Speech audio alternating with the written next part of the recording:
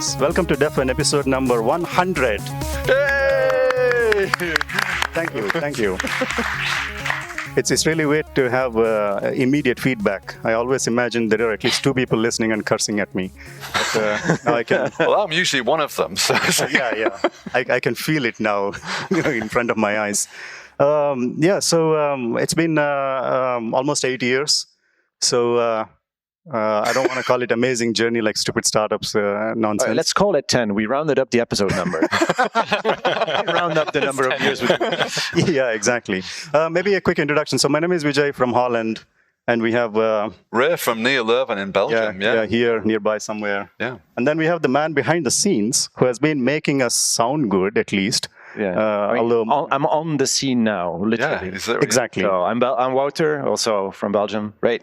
Yeah. It's the intro style. Wow. Nice. So this is going to be an interesting episode because this is going to be my last one, or at least I'm going to drop off from Defen, and that's why this is like a peak of Defen, I guess.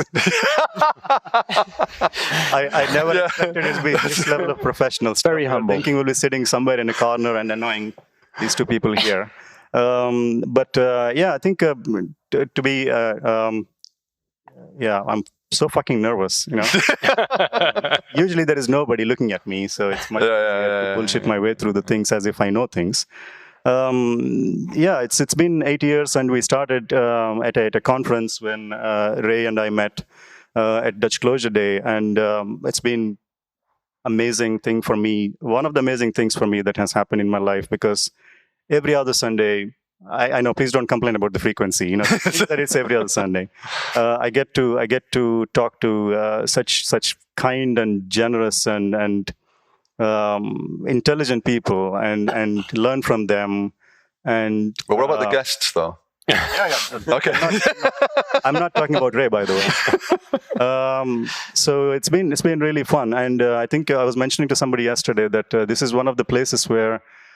We never had this off-mic and on-mic persona, and there was no difference between the way people who you are listening to in the recording and then off the recording. They were so genuine, and they were so invested in the community, invested in the language, passionate. So it's been a pleasure. I think I reached a point where now I want to listen to the podcast, so I want to stop talking to the podcast. I don't know, through the podcast. So this will be the last thing. And now, but as every good thing, it should continue. The show must continue. I think that if I have like a couple of regrets, and one is that convincing Ray to be a real programmer to switch to Emacs. Finally, maybe my next. A better replacement of better version of myself would be able to convince Ray to do this. So I'd like to introduce who's going to replace me. That would be Josh. Welcome. Great. Thanks, Vijay. Yes. Thanks. Yes. So please. Oh please no! I think All right. I'm leaving a very small shoe to fill in. I have a small foot. It's fine. Exactly. I'm not saying that, but yeah. Thanks a lot for listening, and please do continue to listen. And I would really appreciate your feedback. And thank you for my yacht. I'm gonna sail into the wind. And then I don't want to take too much time, so actual show can go on, and then you can enjoy the show. So thank you. Okay. Thanks, Vijay. Before you go, I just want to say thank you very much. I think all the people out there really appreciate how you've made the podcast world a better place, and. It's a Silicon Valley joke. And so I've got you a few little presents as well, because you don't say goodbye without the gold watch. In this case, it's a golden T-shirt. So Defen, you're the very first Defen alumnus. This is a one-only T-shirt, okay? Super. Thank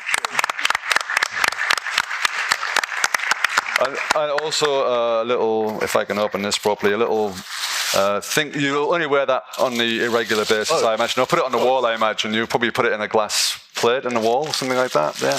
But this is something you can use every day to remind you. Thank little you. water bottle.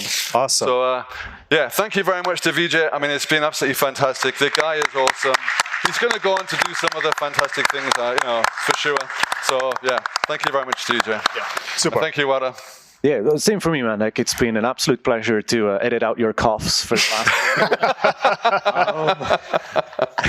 last. Somebody mentioned I laugh too much on the podcast. No, those I don't need to cut, so it's not as much work. No, I think it's amazing how you did it. It also speaks to your breadth of knowledge. Like how you managed to be. You were always very interested in the guests, but also you always had. You understood the subjects. You had good questions. You teased out, the best in people that came on. I think this is really special and really unique. I'd like to thank you for that. Yeah, I'm sweating steel now. Fuck off. And then, the final point is, I just sort of want to tell a super small story because it ties into Arne's thing from the beginning as well, which is how these small things can have lasting consequences. So, because at some point, Ray told me, "Why don't you fucking do it then for the audio of the podcast? Because I have too much feedback." I started editing the podcast, and then at some point, as a thank you, VJ invited me because he was organizing Dutch Clojure Days at the time. So he invited me to the speakers dinner. I was not a speaker there, but I was allowed to attend just sort of as a thank you, and that's how I met the then CTO of the current company that I'm working at. And so there's sort of butterfly effect that directly leads to, me having my current job and really enjoying it, by the way. And, VJ's generosity throughout these years. I make your people's lives in that's the. I get it. But even though it's us basically bullshitting for almost 2 hours every other Sunday, right? It does have meaningful impact and has made change. It's made my life materially better. And so thank you. Thanks, everyone. Yay. Thank you, VJ.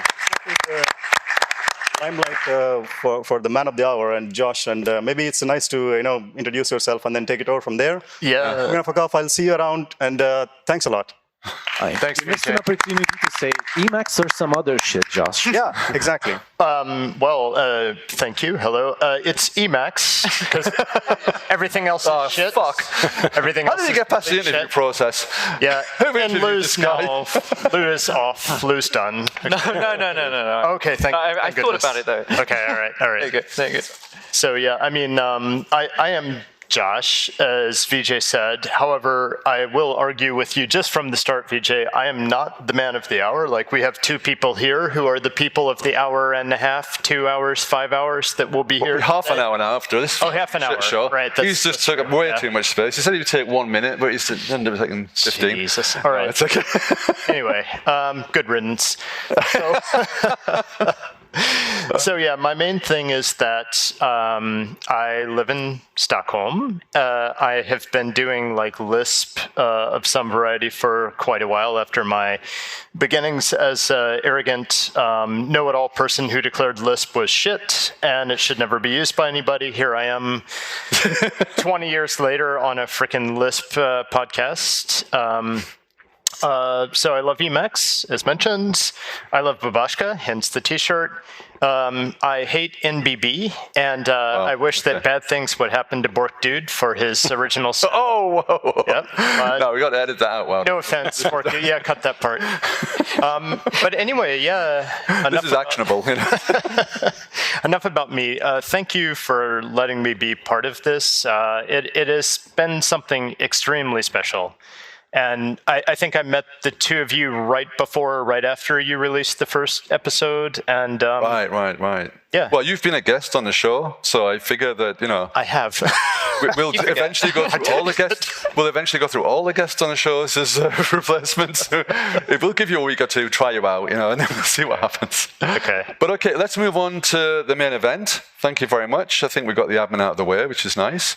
So, right, we have got from the far end of the room, Lou. You've all seen Lou before. I hope you've seen Lou at the conference before. Hi. Yeah. And then we'll just miss out Josh. And then we've got... Is it fair to say it's a shit sandwich? No. We've got on the other side of that, we've got Chris, who gave a talk about NBB. So this is going to be fun, guys. After that intro. Hit a balance force. Yeah. Okay, so let's just go quickly around and have a quick intros of Lou and Chris and see what their backgrounds are, what they've been up to for the podcast audience, even though the conference audience probably know a bit about you and who you are. But if you wouldn't mind, just give me a bit of a background about like what you're doing. What am I doing? That's what I ask myself every single day. Right, so yeah, I'm Lou, or Luke, either's fine. It's a really long story. I'm from London. I've lived there my whole life. Actually, most of my career, I've been teaching really young children. A few years, but always doing coding for fun. A few years ago, did the switch, and it's been my main job for the last 3 years. Currently work at a company called TL Draw, which is like a whiteboard canvas library. I mentioned it at one point in the talk, but I mentioned quite a few things in the talk. Are they going to sponsor us? Is that the idea? I can put you in touch. I know you do other podcasts and who get sponsorships. Well, and as you may have seen from the talk I gave, I also just do a load of stupid shit and put it on the internet, and to my surprise, people enjoy me embarrassing myself in that way. Well, this is very on brand for this podcast. All this stupid shit on the internet. Right, I've come to the right place. That's great. That's great. Yeah. Okay, Chris. Yeah, I mean, I guess a similar story without the same presence. I use ClojureScript, and during my day work, I do some freelance work, building stuff with ClojureScript for clients, a bit of consulting, and then on the side, I like to write software that nobody wants. So I've got a big collection of software I've written that nobody needs. And again, it's very on brand for the podcast. I was going to say, nobody wants and nobody needs. We're really good at advertising ourselves, right? Like stuff no one wants, stupid shits. You know, like if as long as we enjoy it, right? Yeah, no, but I'm currently living in London, and but I'm really from Australia. A friend told me that my accent has become too British, so I'm going to have to drop in some, like, throwing some shrimps on the barbie and All right. some Stone the Flaming Crows, this kind of thing. Right, But yeah. Yeah, no, but I just really love building things, and I love ClojureScript because it allows me to make things much quicker. Yeah. Right. I agree with that. Yeah. And especially NBB. Fucking hell. Right, so NBB, okay. you can So, NBB, yeah. so moving on now from the fact that you know this is a total pointless exercise. Right, so what the hell are you doing at the conference? That's probably the next question. So I think you gave like a keynote talk, Lou. Maybe I don't want to give a complete recap of that because they can stream it all. Yeah. But kind of what's the main message that you wanted to bring to the conference? Yeah. So like my keynote was about openness, right? And being open and what it means to be open, right? Like what it means to have an open practice. And this was something that I made, I guess, for this specific conference. It's not something that I'd packaged up because Arne, the organizer, or I guess main organizer, reached out to me a while back. He said, like, "Hey Lou, I'm just gonna cut to the chase, right? Like, do you want to do the opening keynote?"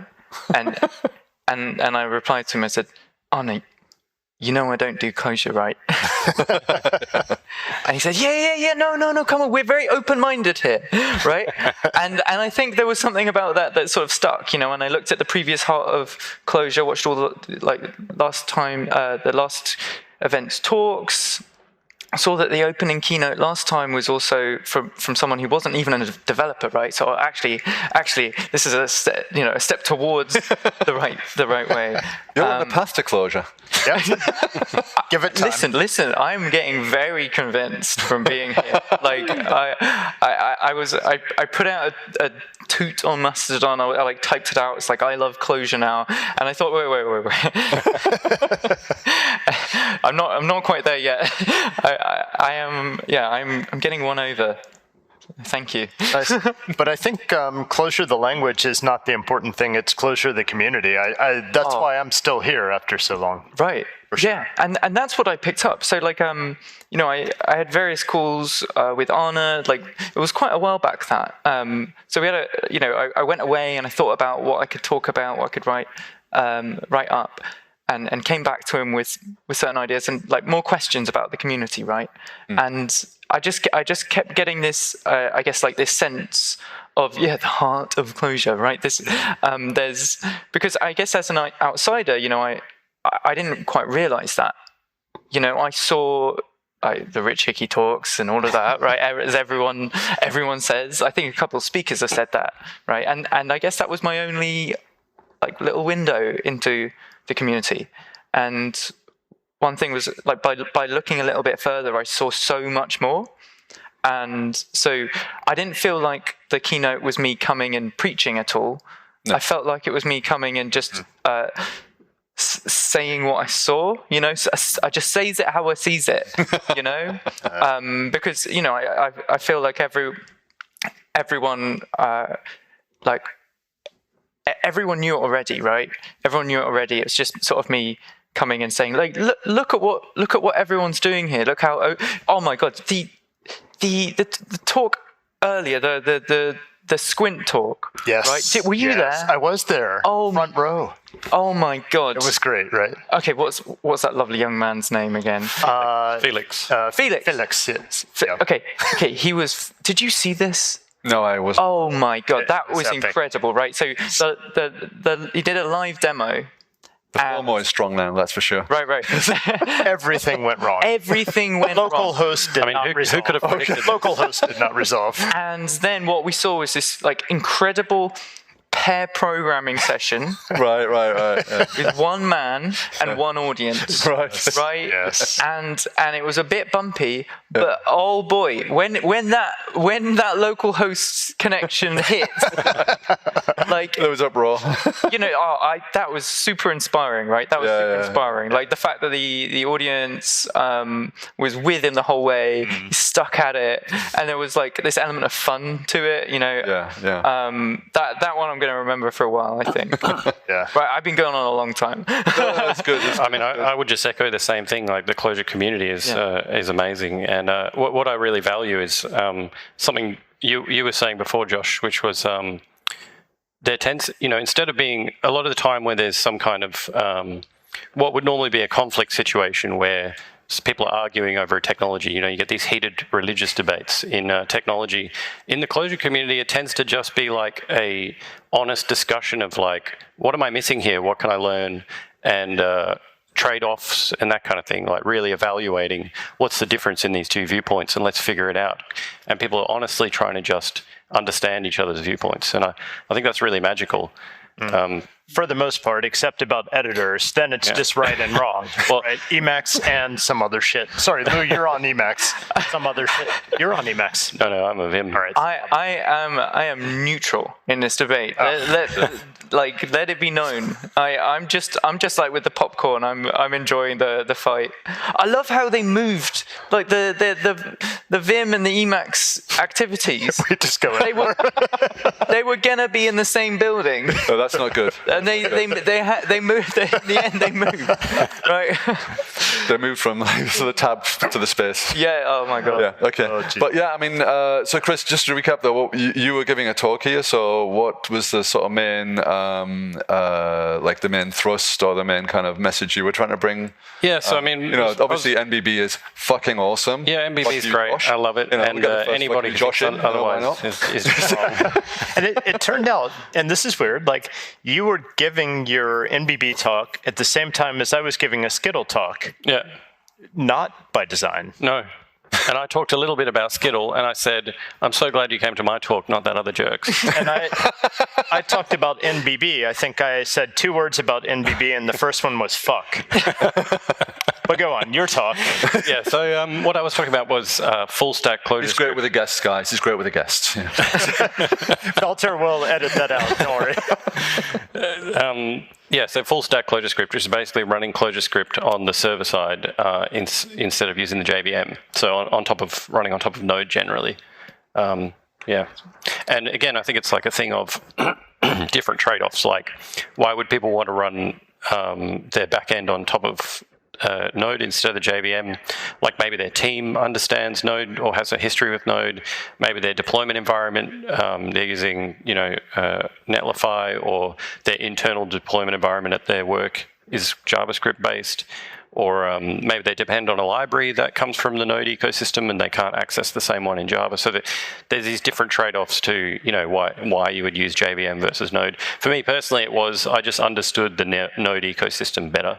And so I was just grateful that there was this way of running ClojureScript. Yeah. Yeah, and I think that's been a kind of Clojure core value from the beginning. It's like Clojure is inclusive. It embraces the host platform and it goes different places. It meets people where they are, quite literally. And I mean, all joking aside, I usually give the disclaimer at the beginning. So I hate NBB for myself. And I mean, in all honesty, whatever you use, if it brings you joy, that's the right decision for you. So I'm not going to tell you what to do. I'm not going to tell you what to do. And you will tell you yourself what. I will tell myself sternly in the mirror, if you ever catch me using NBB, Josh, you're doing it wrong. Remember what you said about Lisp. You got me there. You got me there. Look at that. Oh, that's the first audience reaction. I mean, Josh is out for the count here. Sorry. Been nice knowing you. BJ, come back. Hoist on his own petard. I'm out of my depth here. Lou, you were talking about openness in your keynote, and I love that Chris idea. is taking over as the host. Look at him now. Look at him. I'll just go behind the sofa, shall I? Natural. Defeated. This idea of open practice is so cool, and it reminded me of sorry, it's a bit of a tangent, but open source. I heard Linus Torvalds in an interview talking about open source and what it meant to him, and he said it means everybody gets to do whatever they want.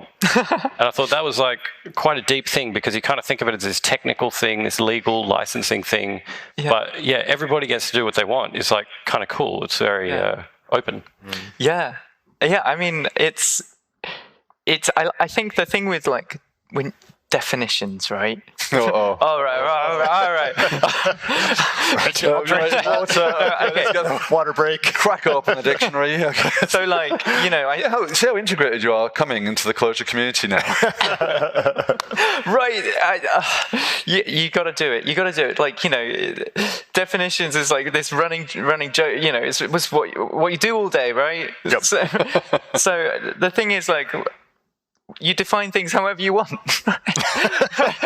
So it's like when you have to do a lot of research to find the definition that supports the point you want to make, though. That's right. I guess complex. Yeah, I guess when we say what is open source? What is open source? Well, the answer is all words are made up, right?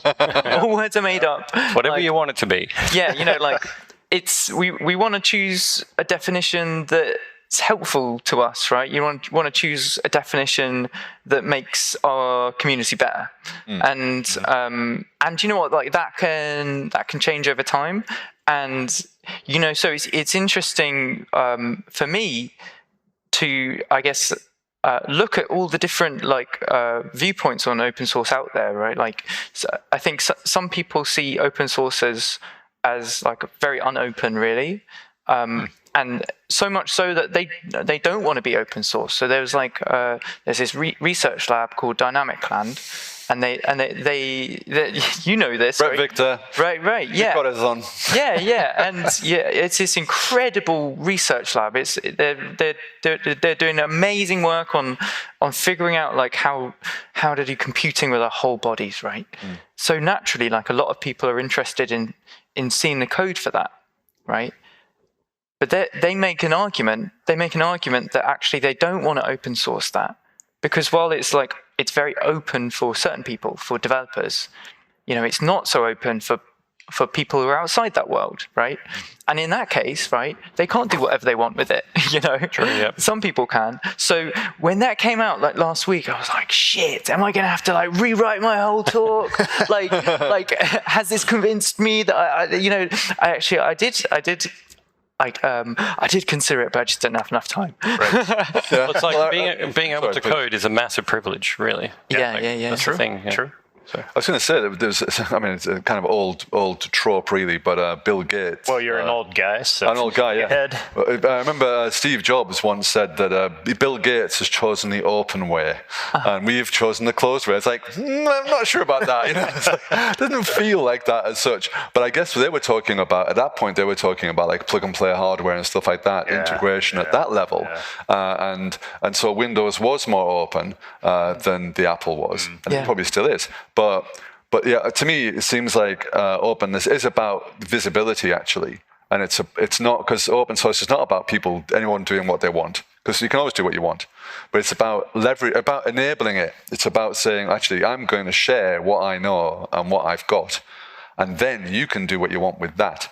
So I think, like, to me, that's the depth. That's the sort of deep version of it. But Interesting. Right. Interesting. So it's so Moving on. weird. No. But it's weird, right? Because you have this word open, which should mean the door is open. Come in. Join us. But the idea of open source, at some point, it was grabbed by some people and used as a system of control, which I think is really interesting. Like, I mean, Richard Stallman, right, wants to control what you can do with code that's licensed under the GPL. And it's his right to do so, absolutely, but it's just interesting. And he didn't use the word open source very specifically. He chose free software. Right.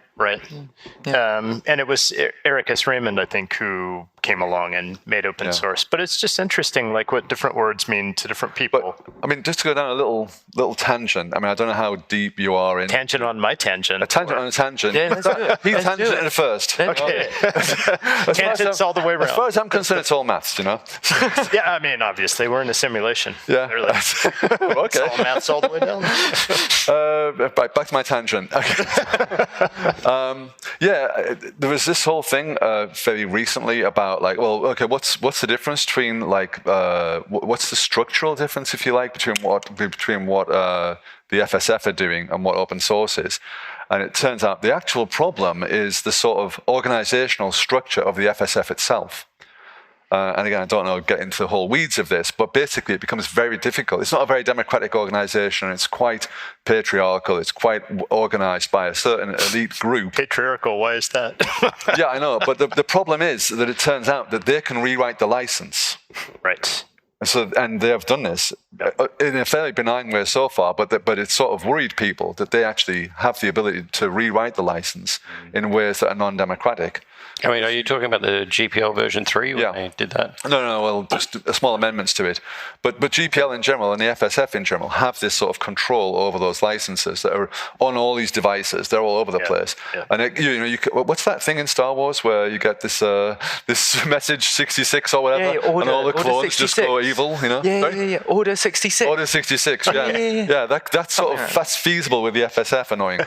So it's kind of open. You can just ask the audience if they are your reference at this point. Well, this is a caching system. It'll go to you first. Then out to this wide sort of area network. That's very unwise. There's definitely more expertise out there. Somebody will just from the crowd. Just tackle. Yeah. Right. Yeah. Anyway, sorry. Back to your tangent. Blah blah blah. Right now, okay. There was meant to be a structure to this, but we're out in the deep end. But getting back to one of the things I wanted to just quickly round up on. I mean, we've still got a bit more time. Still got another half an hour, so we're doing all right. But wanted to get your impressions of the conference, not just of of the Clojure community at large, but what about this lovely Heart of Clojure conference? Should we go with the insider first, maybe? Right. Okay. Insider view. Yeah. I mean, and why am I an insider? Yeah. I'm always an outsider. You're a Clojurist. Lou is an aspiring Clojurist. Yes. We'll see. I see what you mean. Yeah. Okay. Yeah, it's been great. I mean, I've seen so many good talks, and I absolutely loved Pulu's live set last night. So Right, good. Like So really, good. Shout out. really awesome. Yes. Um, In Haskell though, but whatever. Well. Yeah. the right tool for the right job. But the back end was running on OS 9, on Mac OS 9, which was super cool. Like this old version of Super Collider. Sweet. Anyway, yeah. Okay, cool. My favorite thing about the conference was Haskell. Okay. Well, I mean, Haskell and OS 9. whatever. And I guess I'll never see anyone again, so see you later. It's been lovely. Mic drop. You want my outside view? Yeah, but I mean, soon to be insider. Oh, right. Yeah. Your inside view of Yes. the Yes. outside conference. Right, Inside. yes. Okay, I go to a lot of conferences, and this is by far my most favorite conference I've ever been to. Oh. I'm not just saying that. Yes. I'm not just saying okay, because I think there's something, the feeling of it, right? The feeling of it is so different to normal. It really has this unconference vibe to it. You know, the fact that we have these two spaces that you go between, they have very different characters, right? And there's all these pop-up activities going on. You know, there's all these like extra activities like Pulu set and just all of the extra things happening. And the fact that like there's so much time, like the point is to meet new people or chat with old friends. You know, that's the point. And I think that's what a lot of that's my favorite part of conferences usually, but you don't have time. You know, you don't have time. It's such a rush between like the talks that you don't want to miss. You know, so many to see. But I think, you know, hats off to the organizers and all of the volunteers. This has been like an extremely special experience, and like I think I've taken a lot from this in terms of like, well, what kind of conference should I go to? What kind of conference should I help to encourage or create?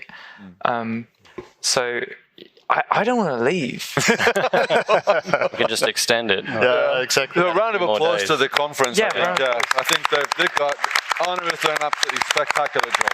Yeah. And the volunteers and all the speakers, it's super. Totally. And actually, I think that with the Compass app, we can extend the conference for as long as we want. Right. You can still Just keep keep adding. creating activities. Right, okay. Sweet. So, yeah. Do you remember during the pandemic when they had conferences and so there was no hallway track? Yeah. It was just excruciating. It was Yeah, like, it's true, what's the point of this? Yeah. I mean, not the Clojure ones. They were all good. Yeah, of course. But I think I'm glad you said that. Yeah. Because we were having a discussion, maybe us, maybe some other people. No, it was me and Michał were talking about like what it is about the Clojure community that like, how did we get this kind of community? And you know, I think one of the things is we have like role models out there, right? Like Arne, for example, is somebody whose name is known, right? You know, Weave Jester is a person whose name is known. Bork Dude is a lovely human being. I apologize for the mean jokes. A few stains on his character, but other than that. Yeah, yes, except for the NBB thing. Lovely. And like these people every single day set a wonderful example of being friendly, of being welcoming, of being helpful to people, of just being like genuinely kind people. And like these are the people we look up to in our community. So a conference like this, just the fact that the community does not roll its eyes at the idea of you know, inclusive conference, right? Yeah. Like, I love that about this community, that people are like, yeah, of course, the Heart of Clojure, because that's how we've always been. So let's just do it. So I'm so glad you said that as someone kind of new to our community. And please stay. I will. You know, like, I think I remember back to like my first messages and chats with Arne, you know, and I didn't get it back then, you know, I didn't get it like me, you know, like, and you know, I think that's so important to, you know, like I guess say that we are open to outsiders, you know, we are welcoming. I've had multiple people say like, Lou, come with me, I want to teach you how to make sand in Clojure, because that's like, you know, like I'm always trying to make sand in new things, and it's I don't know, it's just this excitement around welcoming new ideas in. Yeah, it's fantastic. Without getting too meta, Lou, I mean, but you do another podcast about podcast. Yeah. That's what I mean. Maybe recursive is better than meta, but recursive meta programming. Yeah, I've heard that somewhere. Anyway, can you tell us a little bit about that? Because I feel like sure. I think it's worth explaining a bit about what this future of computing, future of coding. It goes by many names. Because, future of coding. All right, so the future of coding is this podcast that was set up by Steve Krause back in the day. I think at some point he didn't want to do it anymore, so he let his editor take over. Watch out. All right. You could consider it. But and so that was Ivan Rees, who is absolutely lovely guy, has really weird aesthetic tastes, and I mean that as a compliment, right? Yeah, good. And he's been doing this thing with his co-host Jimmy Miller, where they look back at old papers from computing history, like the big ones, right? Like No Silver Bullet, oh my God, what am I doing? Like the one that's bad. No, worse is better. Worse is better. Yeah, I was bad is good. No, good is bad. Worse is better. My memory is bad. Everything else is better.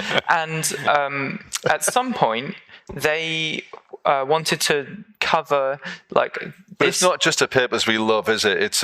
No. There's a sort of vibe to that podcast that is a little bit special, I would say. And it's definitely not always papers we love. Sometimes they do a hate read. But it's good because usually one person's hate reading it, the other one's love reading it. Okay. Nice. And and there's a struggle. There's a struggle they go through, and now that I go through, right? So anyway, at one point they decided we're going to do this paper intercal, right? Do you know about intercal? Yeah. Right. Language. Intercal is this. I think it was the first joke language, right? So of course they asked experts on joke languages, me, to come onto it as a cameo, right?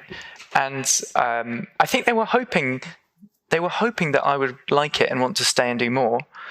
But you see, I'm British. So after that, I said, "Oh yeah, no, it was quite nice." Okay. How did you? It might be nice, right? Well, I did it through message, right? Okay. Oh, no. So that was the problem, right? Yeah. It was pretty good. Yeah. I wouldn't be averse to doing it again. And then I met them in person for the first time in Strange Loop. All right. And they said to me, "Oh, it's such a shame you didn't want to do more." And I was like, "Why the fuck didn't you ask me to do any more?" Anyway, so now I'm on the show full time, and basically the three of us bicker for 3 hours, and people seem to enjoy it. No. We like to. It's nice to sort of bring up papers that we think people haven't found ever seen that we think are really, really worth reading. So most recently, I brought forward one that by this guy called Alexander Repening, that not many people have heard of this paper. Well, actually, many people have, but not enough. And so it was really nice to introduce that to people. He sent us an email afterwards, and after he had listened to it, he said, thanks for the 3-hour feedback session. One liner. No. It was a very lovely email. He said he's still using that set of tools to work with kids and teach kids to program. He sent us a nice little photo of his class. So that's lovely. Yeah. Sometimes we're quite jokey. I do worry that we're kind of in character a little bit as we're sort of expressing our frustrations with these things. So you told me yesterday, did you tell me that you're a bit harsh on Brett Victor, right? I thought that you were. I'm loving Brett, but but there's the thing when you like someone's work so much, when something's so good, it means it's worth picking apart what you like and what you don't like about it. True. You know, so the fact that we do these things that are so long, it means we end up going into so much detail. As you can tell now, just talk. But that's the futures of coding. Yeah. Okay. Brilliant. Yeah, and so Chris, what kind of things do you get inspiration from in your life? You know, Other than this podcast, of course. gotcha. Why are you spitting water out? That spit take was unplanned. Obviously, deafen is the main thing, but Oh god, yeah, the deadpan definitely. a lot of like Sorry. art and music. You know, like I don't know if this is an embarrassing admission or not, but I spend a lot of time on Pinterest, just like collecting images, science fiction, all kinds of different things. Yeah. And Nice. nature, I don't know. I like going for walks in the forest. Yeah. Why would it be Why- embarrassing I find to this- collect things you love, though? Yeah. That I don't sounds know. lovely to me. Yeah, why is that embarrassing? All right, so I guess I don't need to pay a therapist anymore. No, I'm here. My- I'm here. Yeah. We're on a couch. On a couch. You want to recline? And lie down. Yeah. How is your relationship with your mother? Oh, Lord. Maybe just don't go there. Okay, we'll take this off there. Okay. But you're inspired by collecting pictures on Pinterest, taking walks in nature, music. Music, and- yeah. I mean, I grew up with a lot of music, you know, playing in bands and stuff like that. So, and a lot of the software I write is like music software. But that's the thing. I mean, you know, that didn't come out to me from what we've talked about so far. That you're actually doing software is around music. So can you Yeah, like a lot of it. expand on that a little bit, because I feel like that's that's kind of like a should have led with that really, you know. But okay. Elephant in the room. Sorry about that. So I have this app called Melody Generator, which you What? can Melody Generator. Oh, melody generator. Okay. Yeah, and it's Good bloody Australian accent, mate. Melody Generator, mate. Right. Yeah, I threw the shrimp of melodies on the generator barbecue, and so it's just like this app. It's an online thing, and it generates melodies. And what I found was That's what it does on the 10. I always name my software after what it does. Right. So okay. very- and often like you get a .com, so you say like what is the software like Recipe Finder, Yeah. recipefinder.com. Amazing. Yeah. Do you have that? No. I was going to say. I wouldn't be here if I had that. Wow. I'd be rolling in Don't that. care about the little people. Much Jesus cooler Christ, people. Yeah? he's power crazy. Get him off, you know. No. Of course I'd be here. He's doing a Josh now, eating his words, which is good to see live. Yeah. Yeah. Right. Okay. Music, melody generator. Yeah. So melody generator is this But thing. that and, sounds. That also, it's a bit like what should we say? High level. Let's just go down a bit one. Like, what melodies does it generate? Any melody for? So it's random actually a super melodies? How do simple you guide algorithm it, you know? that it makes like MIDI files and then plays them for you. And I think musicians use it for like when they get stuck. You know, like you get stuck, and so you're like, I need to get unstuck, and they create a melody. But what I Other found guidelines, I mean, does the user drive it in some way, or is it sort of like, this is a blues, generate me a blues, or is it a sort of like, no, it's a lucky, you know, what do they say on that horrible search engine thing? My Lucky Day. It's My Lucky Day. I'm not sure. I don't know what that is. I didn't. Sorry, what? Google has two buttons. Oh, One is like I'm search feeling or lucky. something. I'm feeling lucky. Oh, my lucky day. I like that. Do they still have that, though? I don't know. I don't think know. so. I haven't used them forever. So. No. Yeah.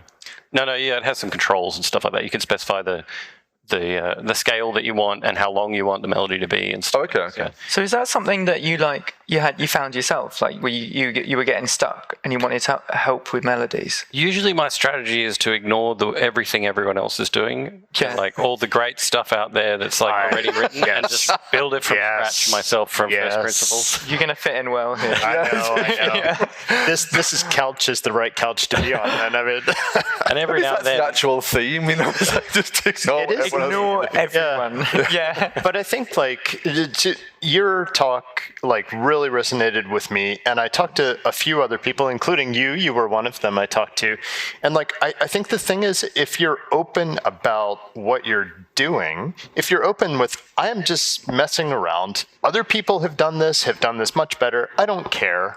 I'm doing this. This is fun for me. I'm going to share it with you.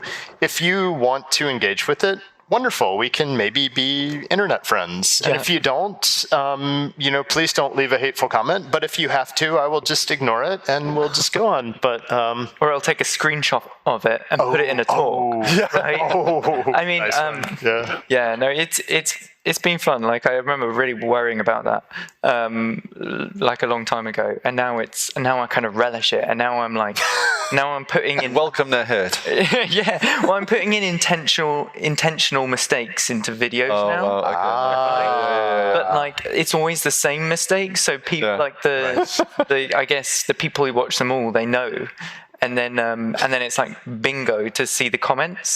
That's kind of like it's like how you manage your manager. You always write a paper or do something, or you get a PR or something. You leave a deliberate thing that they can feel good about. Yeah. Right. So this is sort of like that. This idea of it's kind of done in a bit of love in some ways. Is really what you're saying. You're kind of making this mistake because you love the fact that they get some pleasure out of hating on something. Yeah. That's wonderful.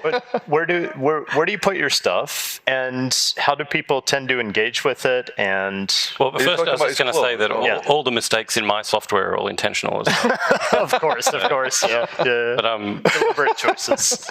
Sorry, what was the question? Let's see. No, where do you put your stuff? How do you put it out? How do people? That's a bit generic, though, isn't it? Like, what is clothes or? Dude, okay, I'm just checking here. Getting feedback. IKEA. Am I wrong? No, it's an important thing though. Like somebody else asking a question. Ray, he just said it's an important thing. What I asked. Right. Okay. I'm sorry. Actually, I mean, like I spent a lot of my life building things. Like I was joking before, building things nobody wants. But often, like you don't even get to the point of finding out that nobody wants, because you just build them and then they're on your hard drive, or maybe you upload them to GitHub and you don't tell anyone. And someone like explained to me once that marketing is just like telling people what you did, and like marketing is gross, but telling people what you did is not that gross. Like kind of cool, and then you can, and also you very quickly can find out that nobody wants it. So there's that side of it as well. But I find so my theory is yes, like you, I ignore everything else that exists in the world, and I just focus on this one thing that I want. And so whether that's, and I loved also how you talked about you put out one thing a day, but a thing can be a fragment of a thought, or it can be like a full video, or it can be anything in between.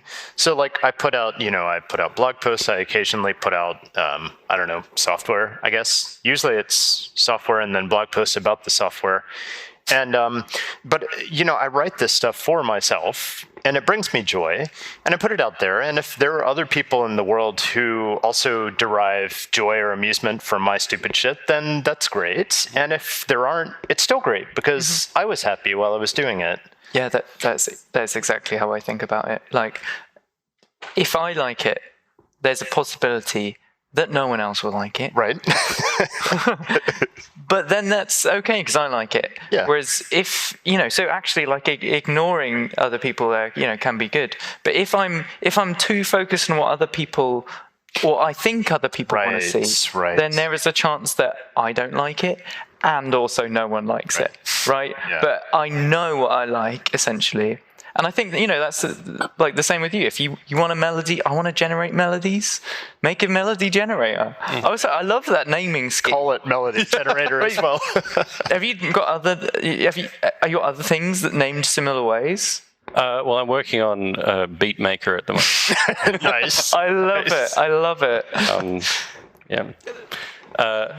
No, but I loved in your keynote, you were talking about how you get the 50 nerds. That's the other advantage of doing yes. What did you say? You awaken 50 nerds. Yeah, you awaken 50 nerds. Activate. Yeah. Order 66. Order 66. Yeah. There's nothing better. Something I really love is when you get like a GitHub issue where someone's actually like very entitled and rude, and then you extract the bug from what they've said, and you reply to them like super politely, like, thank you so much for reporting this bug to me. And it's always like, I've seen Bork do this a lot of times, actually, like, where it's like someone's actually like quite entitled and rude, and he's just like, cool. That's usually me.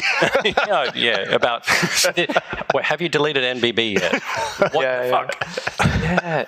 It's been interesting to like hear different open people involved in open source, how they deal with all of that, and just like the sheer. Sometimes, I think some people would love PRs and issues, and sometimes on bigger projects, on community projects, it can be overwhelming.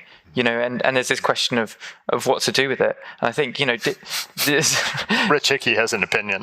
Right. So I'm thinking of like in I guess in the JavaScript world, there's like the Vue team. There's this guy Daniel Rowe who works on Nuxt was telling me about how it's got so much worse because people have started doing like AI generated pull requests. Right? Oh God! Right, and it's like this real.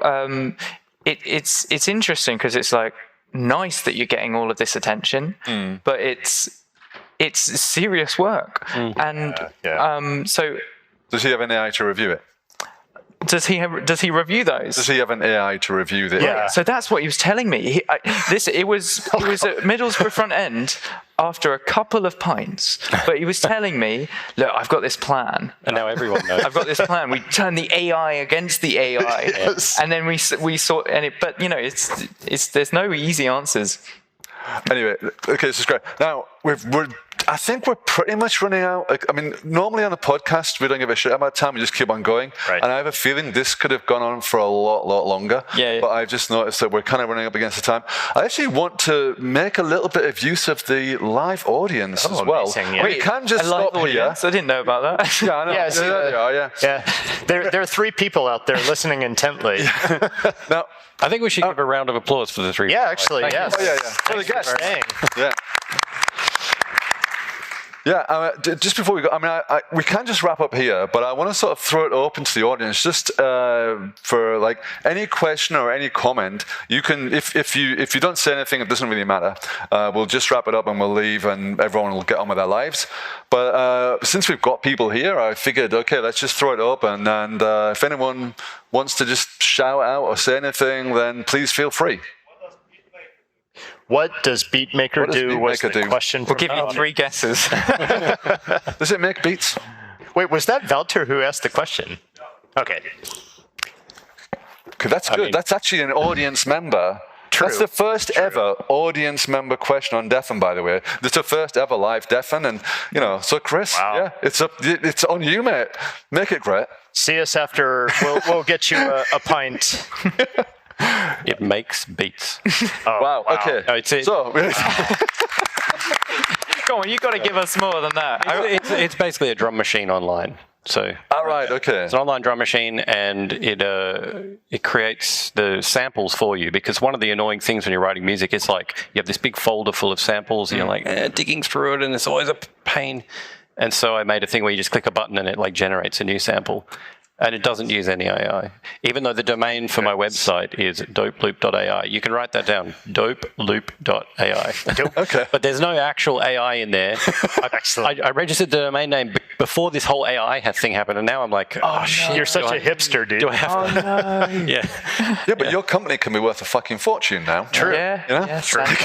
I heard Y Combinator is looking for new startups. AI DJ, you're stuff, not yeah. allowed to ask any questions. Then I would have to interact with. Okay. Right. We've got one more question coming in. Or we can have many questions. No, that was me again. I termed the phrase artificial AI. Artificial AI. Okay. The phrase from the audience was coined artificial AI. When did you coin this? That was yesterday. It was coined yesterday. Amazing. That's a round of applause right there. Thank you. Thank you. Artificial AI. And so what does it mean? I've got no idea. We're moving on. Right. Anybody? Any other shout outs from the audience? We've got a few minutes left. There's also Potemkin AI, where the AI is a person. Right. Okay. Potemkin AI, where AI is a person. Is there a conspiracy theory, or did I just make this up, where There is now. every time you send something to like ChatGPT or whatever, there's actually someone? Is that what Potemkin AI is like? There's someone on the other side, and they're just like really quickly typing up the response for you. Yes, Right. but it's Yeah. real. It's real, Yes, but okay. it's I really want to make this. ChatGPT is doing it. ChatGPT is too fast. ChatGPT is too fast. AI services that are just people. I don't Yeah, know. right. Also, I really appreciate how clearly you shouted this out. Like, I don't think I could shout at that distance, but also with such great intonation. Anyway, so thank you very much. And they're wearing a mask as well. I mean, what this yeah. goes to prove? I'm very It's a impressed. safe conference. That's a person with theatre background. Yeah. Yeah. Do you have theater background? No! No, apparently. All right. Oh, yes, you do. Yeah. Change careers to the theater.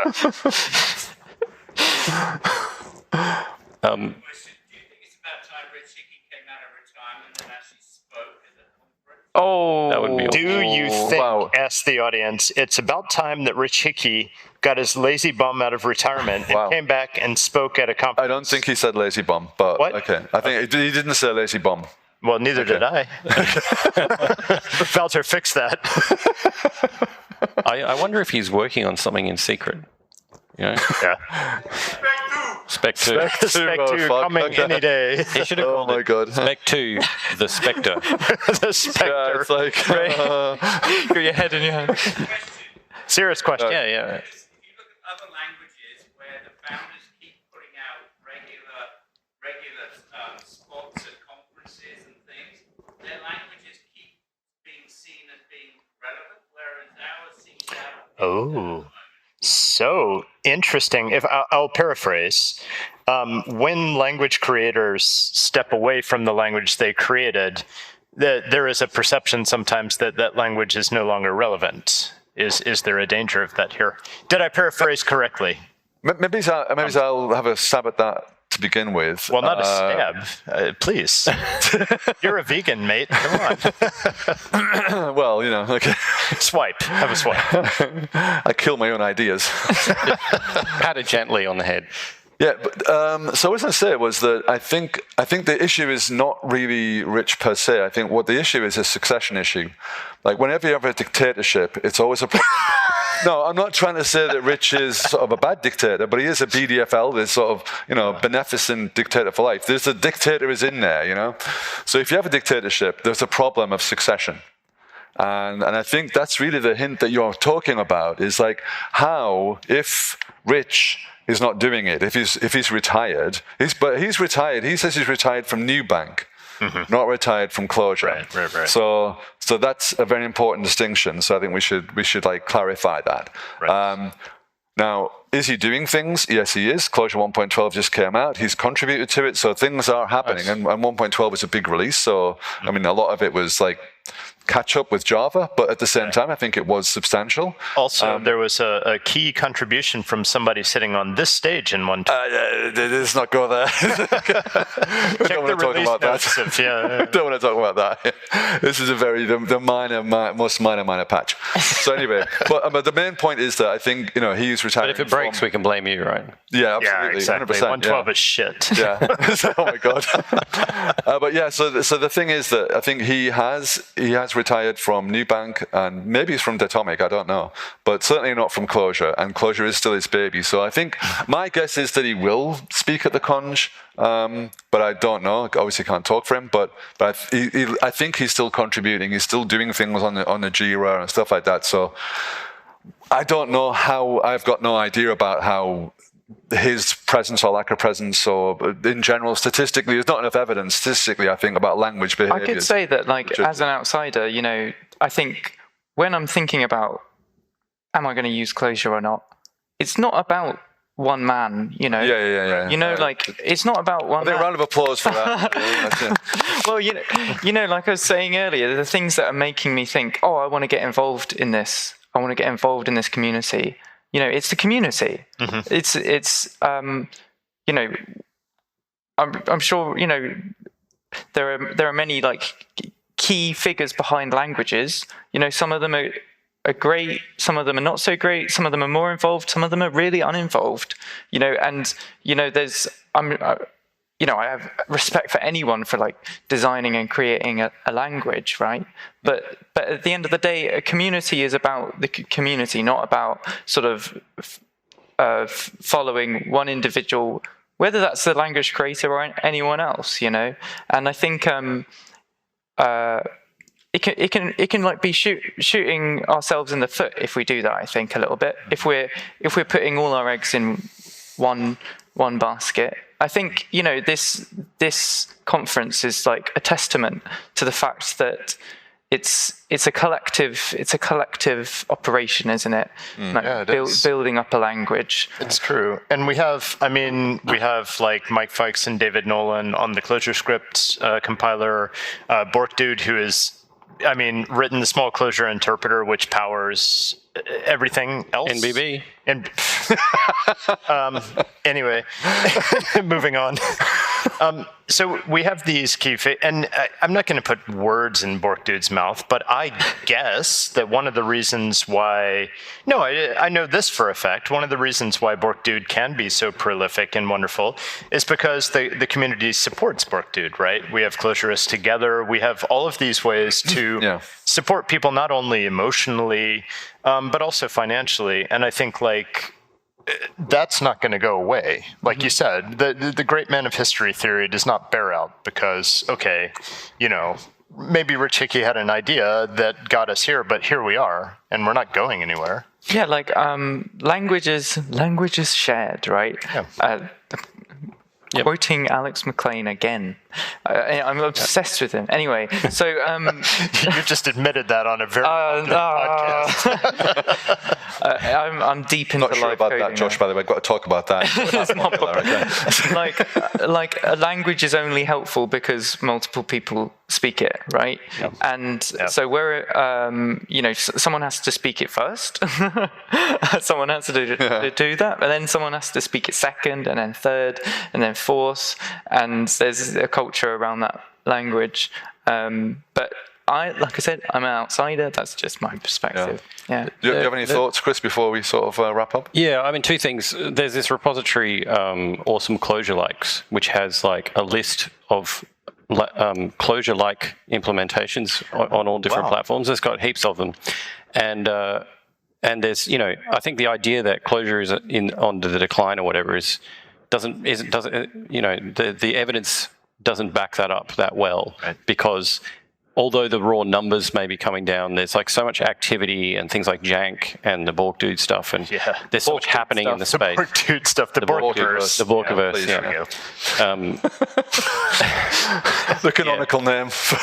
There's a lot going on, and what was the other thing I was going to say?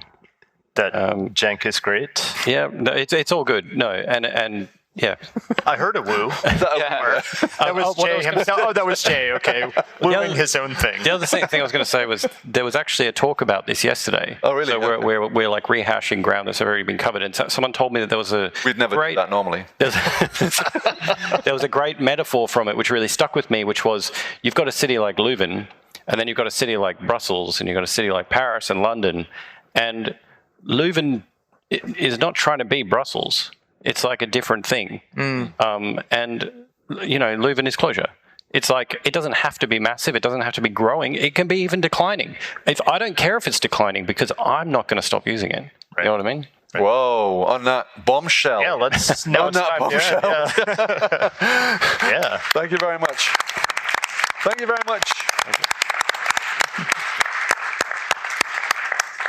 Thank you very much, Lou. Thank you very much, Chris. And welcome, Josh.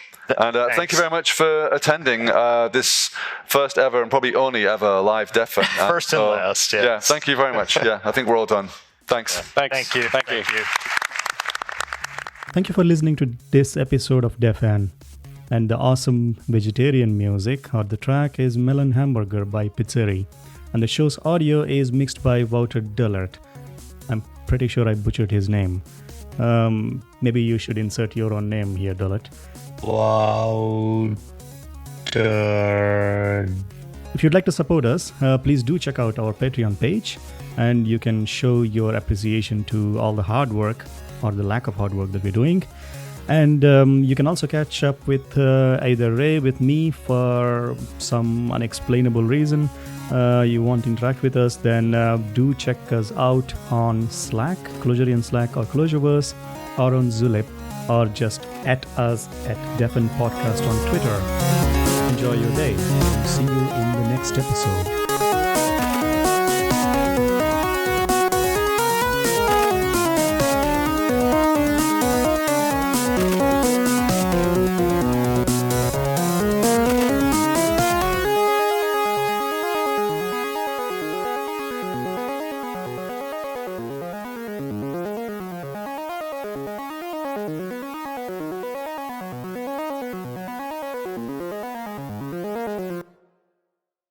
So, I've known this gentleman what it feels like, I don't know, a decade.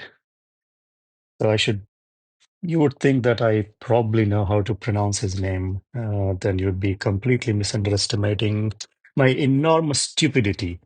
Anyway, here it goes. He has been working on our podcast for, I don't know, for over a decade, helping with all sorts of stuff with make us sound good, basically.